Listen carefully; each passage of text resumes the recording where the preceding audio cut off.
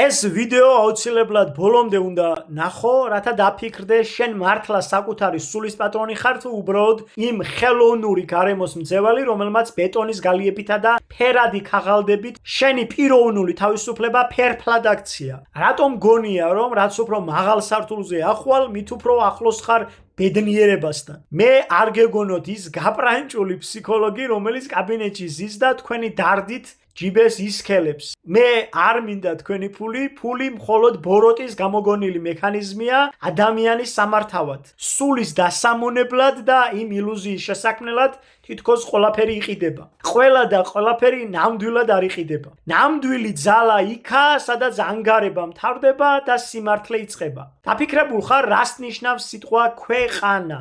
ეს ხომ მხოლოდ გეოგრაფია არ არის. ეს არის ანუ ქვემოთ და ყანა, ადგილი, სადაც გლეხი შრომობს, ოფლს ღრის და მოყავს მოსავალი და სადაც სიცოცხლე იბადება. ყანა სამყაროს სინონიმია და თუ ყანას მოწყდები, სამყაროსაც წყდები. ჩვენ გვეძახიან ადამიანს. დააკვირდი, ადამი და ანი და ჰოე. ანი საწყის ნიშნავს ქართულად. როგორ გონიათ, ადამი რისგან შეიქმნა? რასაკვირველია თიხისგან, მიწისგან. ჩვენი ხორცი მიწაა, ჩვენი სუნთქვა, ანუ ფილტვები კი ცა, ანუ ჰაერი, ჟანგბადი. ხო და რატო გაურბივართ ამ მიწას?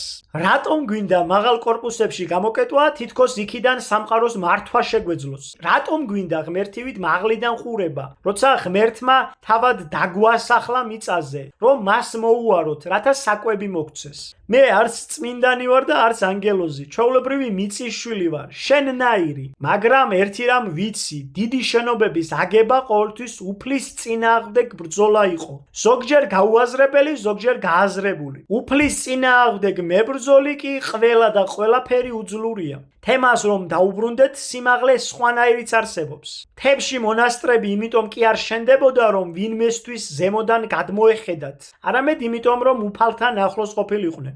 ადგილი, სადაც ჰაერი კრისტალურად სუფთაა და სადაც მიწა ცას უერთდება. იქ თავმდაბლობა და სიყვარულია და არა ამპარტაუნება. დღეს კი კორპუსებს ვაშენებთ. ერთმანეთის თავზე ვექცევით და გონია, რომ ამით მაღლა ვართ. სინამდვილეში კი რაც უფრო ვშორდებით მიწას, მით უფრო ვკარგავთ საკუთარ თავს. ამას ვერცერთი ფსიქოლოგი და ვერცერთი კოუჩი ვერ გასწავლით. რადგან ვინც ფესვს კარგავს, მას პირველივე ქარიშხალი წააქცევს. სწორედ ეს ფესვებია შენი ერთადერთი საყრდენი. როცა ამას გააცნობიერებ, მიხვდები, რომ მთელი ეს ქალაქური ხმაური შენ სულს ვეღარაფერს დააკლებს. ამიტომ ახლა ამოისუნთქე და გაიღიმე. არა იმიტომ, რომ ყველაფერი იდეალურადაა, არამედ იმიტომ, რომ შენ ხარ ცოცხალი, შენ ხარ ნამდვილი და შენი გატეხვა შეუძლებელია, სანამ შენ საწყის არ დაივიწყებ. გახსოვდეს, მიწა არასდროს გატყუებს. ის ყოველთვის გიღებს, ან იმისთვის, რომ გამოგკვებოს, ან იმისთვის, რომ შენით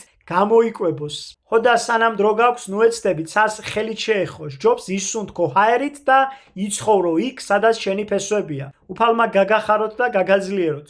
უფალმა კეთილ გზაზე გატაროთ მუდამ.